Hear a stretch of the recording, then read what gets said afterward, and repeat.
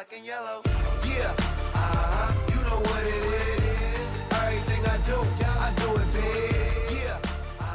Hi, I'm Rachel Burns, and I'm currently a sophomore at Fort Lewis College in Durango, Colorado. So, Rachel, you went to a pretty big public high school in the northern suburbs of Chicago. Tell me a story that you remember in high school. High school was definitely 4 years of craziness and good times for most kids. A couple memories still stand out clear as day to me. It was fall of my junior year, which was probably my favorite year of high school. My friend Paula and I had just gotten out of class around 3:15 on a Thursday. We decided today was the day Paula is going to get her tongue pierced. Being only 16 and without parental consent, we had to go to this piercing place that we had heard of from other kids at school. So we called one of our best friends, Sophie, who was a senior at the time, and told her we should all go together. Sophie showed up at my house about a half hour later in her loud black Jeep with the license plate hipster on the back.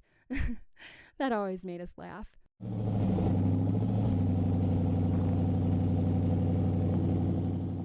Paula and I filled a water bottle up of clear booze, hopped in Sophie's back seat, and we were on our way. The piercing place was in Evanston, Illinois, about 25 minutes away from our hometown. By the time we arrived, Paula and I were thoroughly sloshed. We all went inside the piercing shop, and the piercer got right to business, sitting Paula in his chair. Once he got through his busy work, it was time to put the clamp on her tongue. Sophie and I knew this was going to be good, because it was Paula getting her tongue pierced. I pulled out my BlackBerry and started videotaping. The first try, Paula pulled her tongue back in her mouth, so the piercer only got the needle about halfway through. He tried again, and like clockwork, the same thing happened. This time, he was pretty mad, and she was freaking out. It was hilarious. Sophie and I, biting our own tongues, holding in our laughter. Finally, the third time, it was a success.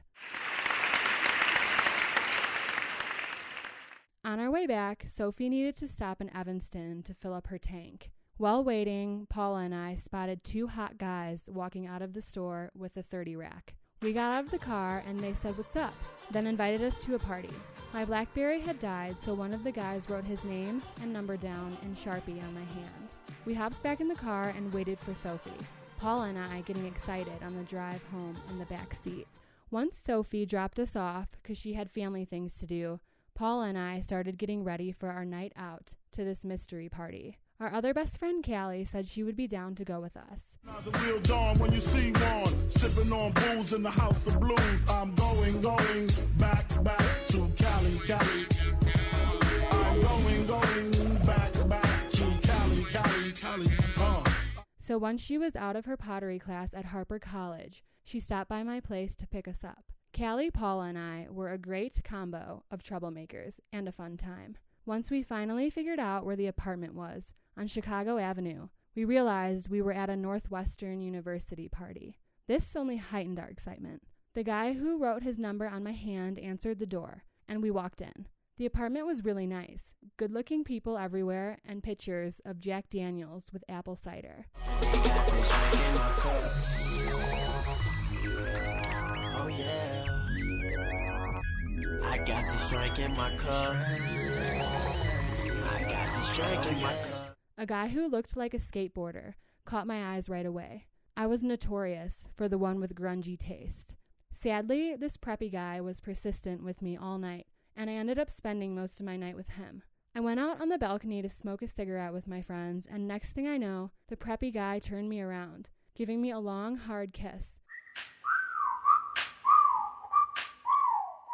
which I surprisingly enjoyed. We exchanged numbers and danced all throughout the night. Once we had our fair share of fun, it was time to go home. The preppy guy continued to text me, inviting me places for the next couple weeks. Being only 16 and not old enough to go out to bars, I never did hang out with him again. And like usual, my BlackBerry ended up breaking or getting lost. About a year later, we find out through a friend that went to boarding school with the preppy guy that the preppy guy was Tom Hanks' son. I could have been chilling with Forrest Gump's son.